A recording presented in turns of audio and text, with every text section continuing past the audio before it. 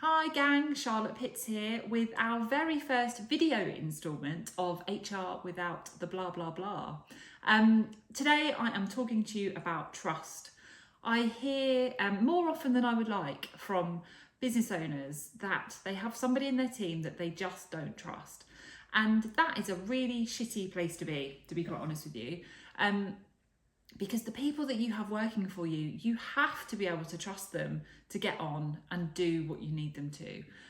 So what I don't want you to feel like is that you have someone that you don't trust and that's just the way it is and that's the lot you've been dealt and that's what you've got to get on with. Because ultimately you are in control. You're in control of your business, you're in control of your team, and if you have someone that you don't trust for whatever reason, then it's time to do something about it. It may be that they've cocked up on a project before, or you've got suspicions that they are whinging behind your back, whatever it may be. Trust is a can be a funny thing, and it can go very easily, but it can take a while to build up, which is why it's really important that if you feel that your relationship with that individual is retrievable, then that you start to build that trust back up, and you have to do it. You have to take control because you are the leader.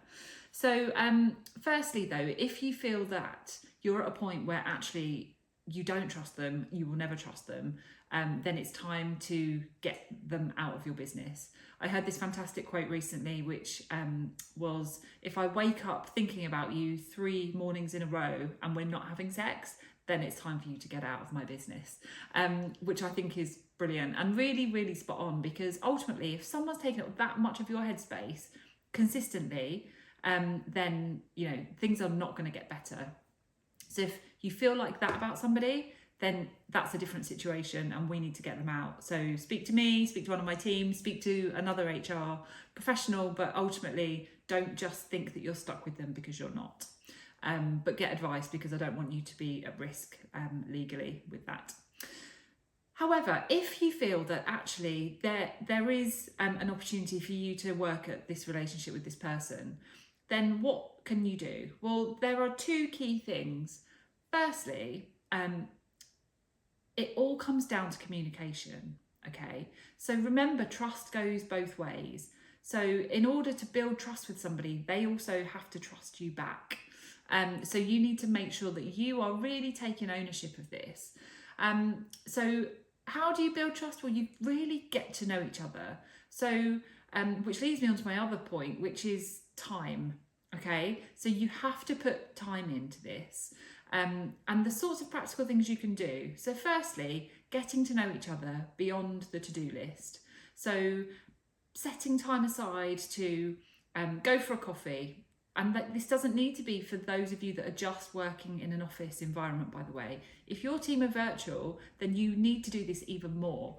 I know some exceptional leaders who proactively put time in their diary and their team's diaries to have virtual coffees, virtual team meetings where there is no work on the agenda. It is all about, how was your weekend?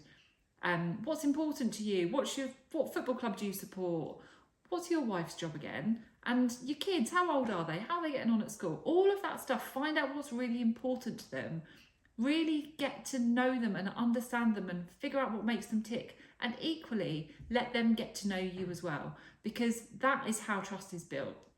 And if somebody really gets to know you and likes you and therefore trusts you, they are more likely to want to do a good job working for you. So, taking time to do those things beyond the to-do list, really, really important.